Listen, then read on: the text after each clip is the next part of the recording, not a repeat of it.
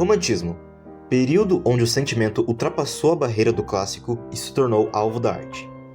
Período da história da arte que se iniciou junto à Revolução Francesa, em meados de 1780, e veio a encerrar-se em meados de 1880. O movimento é pai de artistas como Frédéric Chopin, Eugène Delacroix, Maria Taglioni e até mesmo Victor Hugo, abrangendo todos os aspectos da arte, valorizando o individualismo, o exagero emocional e a capacidade criativa do autor. Deixou explícito que a ideia não era o quão técnica a arte era, mas sim a mensagem que ela passava, explanando grande oposição aos valores clássicos. O Brasil também sofreu grande influência romântica. Neste mesmo período, uma série de revoltas aconteceram aqui. Veremos a chegada da família real, a proclamação da independência e, ao fim do romantismo, ocorrerá a proclamação da República. Por mais que o mundo europeu tenha chegado aqui, não nos deixando ser influenciado em nossa totalidade, o romantismo que tivemos no Brasil foi muito diferente daqueles que tivemos na Europa, principalmente quando se fala de dança. Em meio a tanta confusão no período histórico, principalmente em relação à série de revoluções que estavam ocorrendo, o romantismo adotou o nacionalismo como outra base de sua criação artística. A valorização da mulher na arte passa a ser realmente possível. Agora, ela também era artista, como qualquer homem. Há quem diria que a queda da Bastilha mudou muito mais do que o nosso sistema político. Impactou também na arte. Como forma de homenagear a esse movimento, nos aprofundaremos nas 4 vertentes artísticas: as artes visuais, a música, no teatro e na dança.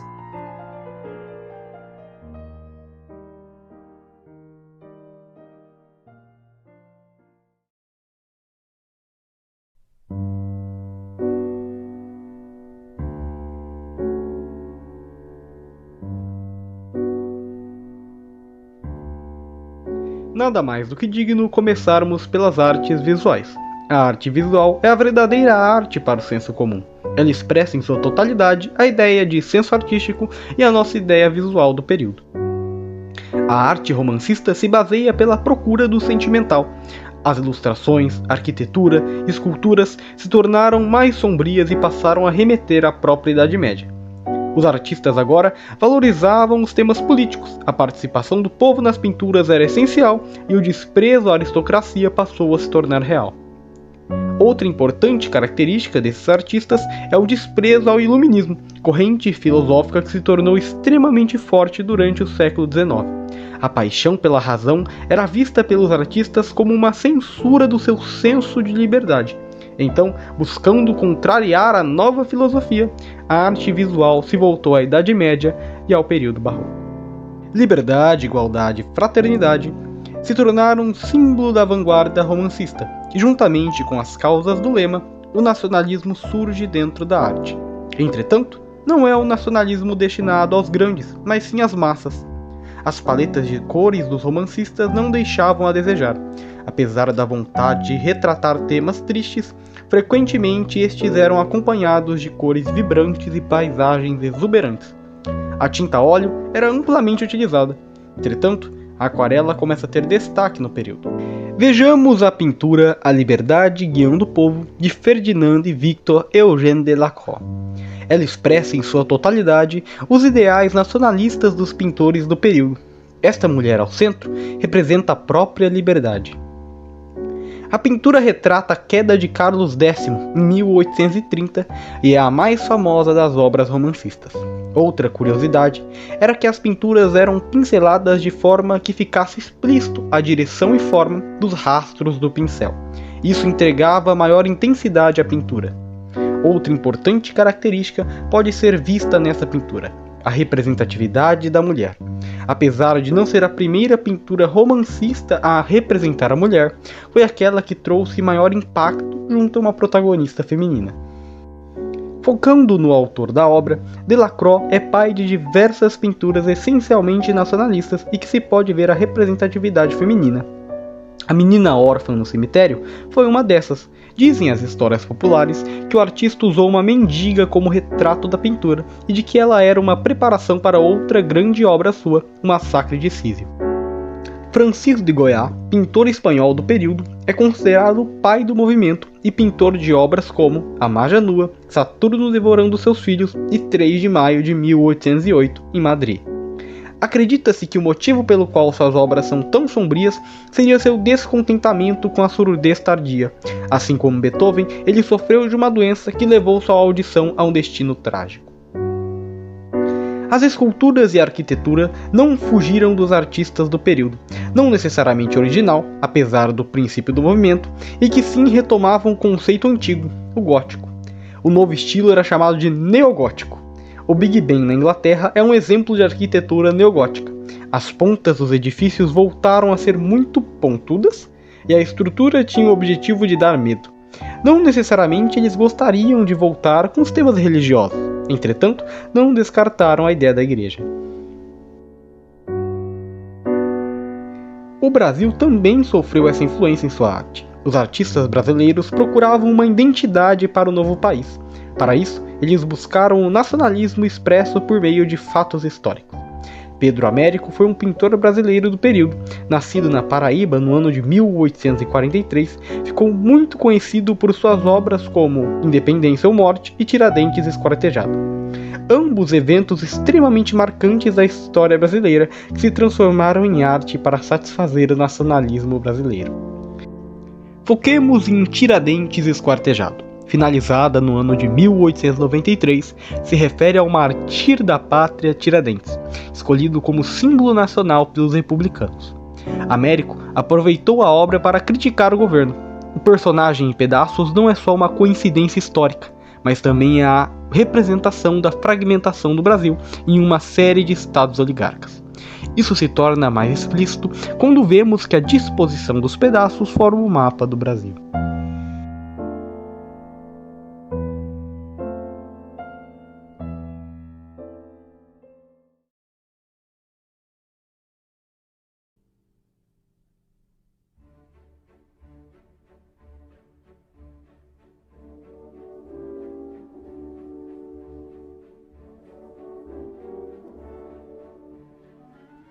Dança é uma das práticas artísticas mais antigas que temos. Independente do material, valoriza a criatividade do homem e o permite se expressar com seu próprio corpo. Durante o período romântico, o balé romântico entrará em seu auge, ainda mais se falarmos de forma eurocêntrica. Apesar do nome, este gênero não expressa os altos níveis técnicos, a exigência da perfeição e a necessidade de agradar por meio do olhar crítico. A bailarina ou bailarino passaram de ser apenas servos do clássico e se tornaram verdadeiros artistas. Tecnicamente, o balé romântico enfatiza as emoções e a subjetividade. Os movimentos são expressivos e, além de belos, tendem a passar uma mensagem. Coreógrafos do período aproveitaram a maré de mudanças do século. Agora que a dança não servia ao monarca, ela precisava servir à burguesia. Nada melhor do que demonstrar realidades do dia a dia, contar romances e remeter o triste período da Idade Média. O grande astro da dança romântica será o ballet narrative, uma espécie de teatro, entretanto, era dançado. Para isso, se teve que jogar fora aquele movimento técnico que os bailarinos clássicos tanto prezavam e abusar daquele mais expressivo, sem que venha a perder a essência do ballet. Majoritariamente, as peças do ballet narrative contavam histórias medievais, como contos de fada e mitos, a princesa em apuros e os monstros, voltando a ser papel essencial na peça. Bem, deixemos os detalhes para o capítulo do teatro. Giselle, criado por Jean Corelli e Jules Perrot em 1841, é o exemplo mais famoso de narrative. Conta a história de uma camponesa que se torna um espírito da floresta. Além do ballet narrative, o romantismo viu a ascensão da dança solo, abrindo as portas para o desenvolvimento individual dos dançarinos. Uma das dançarinas individuais mais conhecidas foram Maria Taglioni e Fanny Elsler. Taglioni era conhecidíssima por sua leveza junto a toda sua energia e paixão. O tutu ganhou grande destaque com a chegada do balé romântico. O seu curto comprimento era valorizado pelo grandioso volume. Os movimentos das bailarinas se tornavam encantador, acompanhado aos balanceios do tutu. Foi apresentado pela primeira vez em 1832, uma peça de Giselle pela própria Maria Taglioni, a qual desenvolveu a vestimenta. Veio como uma forma de substituição aos vestidos longos presentes no balé clássico, os quais que tampavam os pés das bailarinas e, consequentemente, os seus lindos passos. A música do período romancista sofreu uma grande fusão com a dança. Os shows de balé também eram shows musicais à parte. Um dos músicos que mais se entrosou nesta ideia foi Tchaikovsky, responsável por desenvolver obras para peças como O Quebra-Nozes. A música guiava os bailarinos principalmente em relação ao seu ritmo. Os locais onde era praticado o balé não eram muito surpreendentes. O balé era oficialmente praticado em grandes salões de teatro ou salões de baile, mas não descartavam uma aproximação ao povo, dançando em praças ou demais áreas públicas. Também era muito comum aparecer em eventos sociais mais abastados, como festas privadas. Os espaços eram necessariamente grandes, já que os movimentos exigiam grandes quantidades de espaço. Vejamos que esses deveriam ser muito bem preenchidos com elementos narrativos, aplicando uma imersão ao público. Marcado pela mudança do período histórico, o balé romântico acolheu aqueles que anteriormente nunca praticaram de uma dança como esta. Todos poderiam fazer parte de um corpo de dançarinos. Entretanto, se tornava óbvio que isso dependia completamente do local e contexto da peça e que sempre o burguês seria o dançarino protagonista da peça.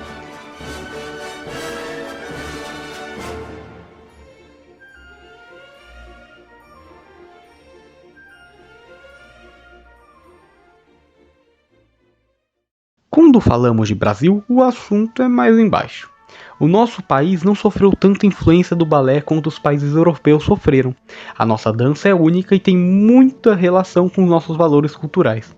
A exemplo, temos o surgimento do machixe e do lundu, ambas danças da comunidade afro-brasileira que se tornaram populares entre as massas.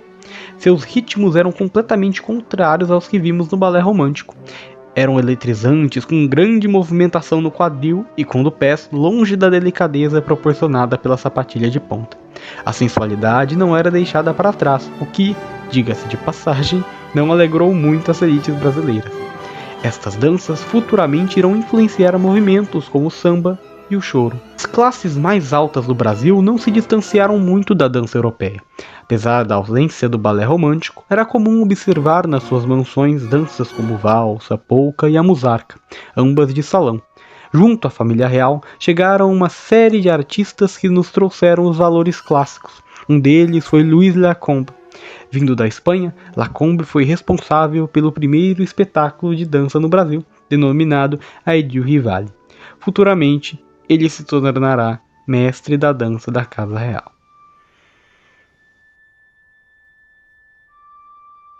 Se falamos de dança, falamos de corpo, e este é o tema da vez. No período romantista, o corpo humano assumiu um papel multifacetado, refletindo as ideias e valores da época.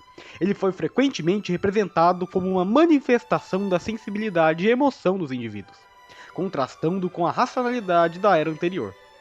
Os artistas românticos muitas vezes exploravam o corpo como uma expressão do eu interior, destacando sua conexão com os sentimentos intensos e as experiências subjetivas. Por meio das obras de arte, literatura e música, os românticos buscavam capturar a beleza, a fragilidade e a profundidade da experiência humana, muitas vezes enfatizando o corpo como um veículo para a experiência emocional. Ao mesmo tempo, o corpo também era associado à natureza, sendo visto como uma parte integrante do ambiente natural e, por extensão, como uma metáfora da relação entre o homem e o mundo ao seu redor. Essa fusão entre o corpo e a natureza frequentemente encontrava expressão na glorificação da beleza física, na representação de paisagens pitorescas e na exploração de temas como a solidão e a introspecção.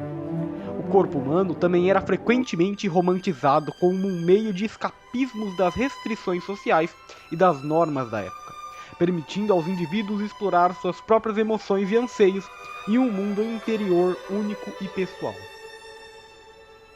No entanto, essa visão romântica do corpo também pode ser ambivalente. A doença, o sofrimento e a morte eram temas frequentes nas obras românticas, refletindo a melancolia inerente ao movimento. O corpo humano muitas vezes servia como uma representação simbólica dos dilemas existenciais e da luta entre a vida e a morte.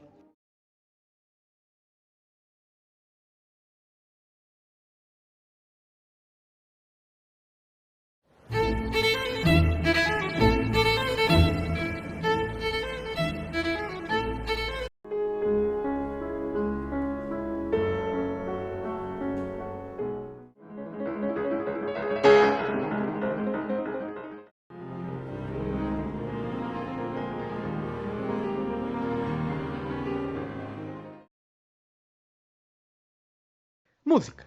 Com certeza o tipo de arte mais popular que temos. Abrange todos os tipos de público e classe e já se faz muito tempo que perdeu seus valores técnicos. Uma coisa é certa, se hoje você ouve funk, rock, sertanejo ou seja lá o que você gosta, deves agradecer aos romantistas que novamente se oporam aos valores clássicos da música e tornaram ela símbolo de beleza harmônica e sentimental. A música romancista nasceu com Ludwig van Beethoven, nascido em 1770 na Alemanha e que veio a se tornar figura essencial para a passagem do neoclássico para o romântico. Em 1801, ele desenvolveu a música que nos levou ao romantismo, Moonlight Sonata ou Sonata ao Luar.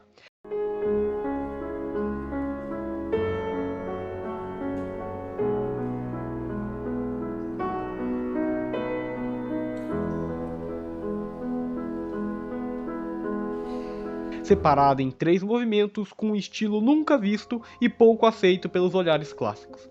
Curiosamente, o músico era tão bom no que fazia que chegou a compor obras estando surdo, como sua nona sinfonia. A maior parte da composição chegava ao público por meio dos salões de teatro e orquestra. A música também passou a se incorporar nos demais artes. Em exemplo, nas peças de balé que por muitas vezes exigiam grandes composições para complementar a narrativa. É inegável que o instrumento da época foi o piano, apesar de muitos outros instrumentos de orquestra, como o violino, a viola e o violoncelo, ainda serem astros da música conjunta. Foi também perto deste período que o piano leve surge. Ele substituiu o piano forte, instrumento tocado por Mozart, que substituiu o cravo e o órgão, instrumentos tocados por Bach. Para quem não sabe sobre a harmonia e melodia, para os próximos assuntos, pense. A melodia são as notas mais agudas e a harmonia as notas mais graves. E é esta mesmo, a harmonia, que terá um papel muito diferente do que aquele observado na música clássica. A música romântica permitirá um preenchimento mais completo pela harmonia. Ela pode não ser o protagonista, mas mesmo assim você ainda tem um papel fundamental. Ouça a diferença entre uma sonata de Mozart e um noturno de Chopin.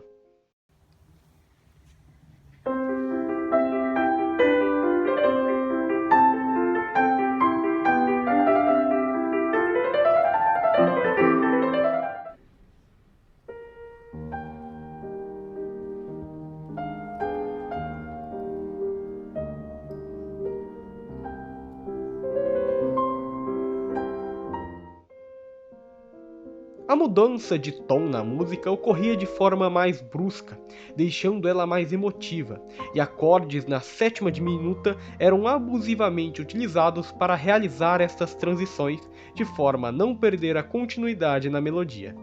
Não há como comentar da música romântica sem falar dos músicos românticos. Eles são o ápice da complexidade musical que conhecemos até hoje. Mesmo que descartassem os valores clássicos, isso não os submeteu a um processo de recessão nos estudos musicais. Na verdade, eles alcançaram níveis inimagináveis graças à sua liberdade. Um dos mais famosos músicos foi Frédéric Chopin, polonês que, logo na infância, já era conhecido como Mozart de Varsóvia.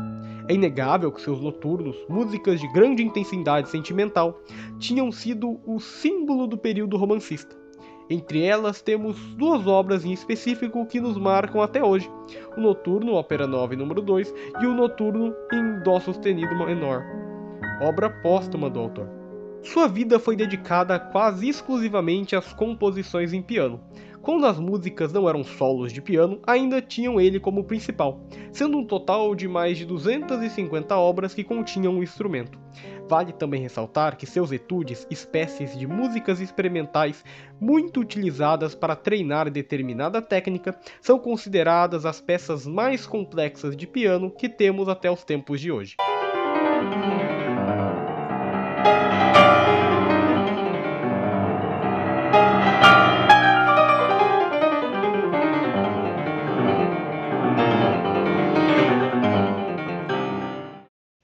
Outro grande músico foi Paganini, considerado o maior violinista da história, responsável por peças como La Campanella e por uma série de caprichos magníficos, como o famoso Capricho 24.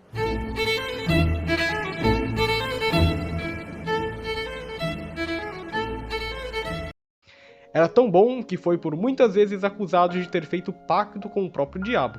Além disso, suas mãos eram assustadoramente grandes, e, apesar disso ajudar muito na instrumentação, foi um male para o compositor. A mesma doença que fazia ele ter grandes mãos, também o fazia sentir grandes dores nas juntas.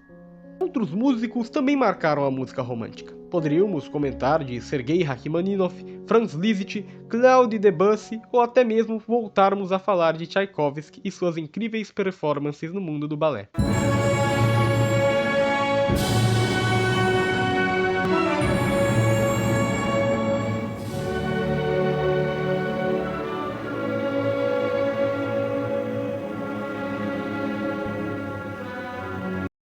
No Brasil, as coisas não podiam ser diferentes. A música, apesar de em sua grande maioria populares, também abrangeu as classes mais altas, adentrando ao gosto europeu. Carlos Gomes tem mérito. Ele é responsável por obras como Guarani, Luiz Chavo e Fosca, sendo o primeiro compositor brasileiro a apresentar no renomado Teatro alla Scala. Foi em 1870 que ele apresentou sua obra O Guarani, que ficou sendo a mais conhecida do autor.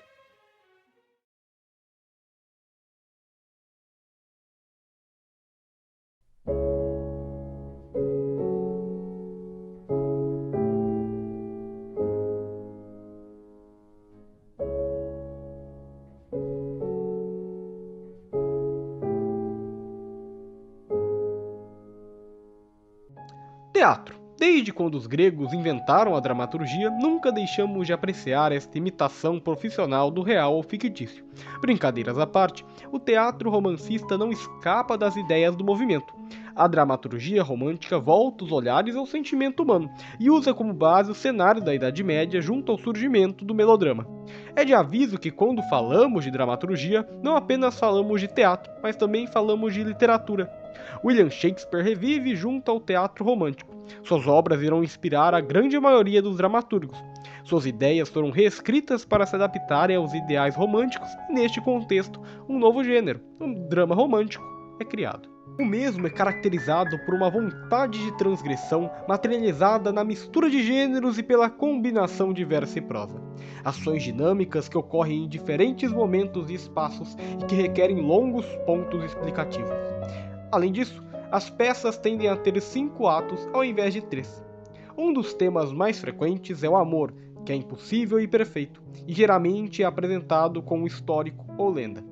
Referências ao poder abusivo e ao surgimento de heróis de origem misteriosa, próximos do mito, e de destino incerto devido à injustiça política. Muitas das fórmulas dramatúrgicas utilizadas neste período seguem a tradição clássica, embora sejam apresentadas de forma renovada. São obras que apresentam grandes possibilidades cenográficas que demandam novos efeitos cênicos e novos maquinários. Um dos grandes dramaturgos do período foi Victor Hugo, francês nascido em 1802, que teve a infância marcada por uma série de acontecimentos marcantes, ao exemplo da tomada de Napoleão Bonaparte ao poder. Foi escritor, poeta e dramaturgo e é considerado um símbolo da literatura francesa. Mas deixando os romances à parte, focaremos nas suas peças teatrais.